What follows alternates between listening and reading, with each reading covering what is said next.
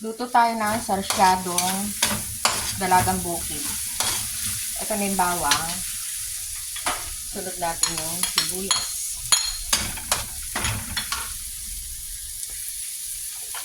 Luto na yung sibuyas. Lagay natin yung kamatis. Lutuin muna. Yan. Luto na yung kamatis.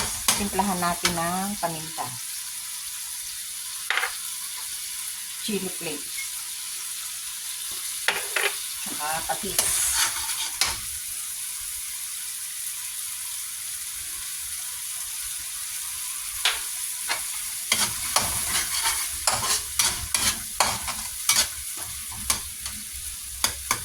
Lagyan natin ng sabaw. Yan, kulong-kulo na. Lagay na natin yung isda. Okay lang lagay yun.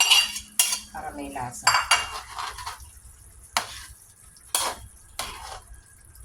Tsaka natin ilagay yung binating itlog. Ito.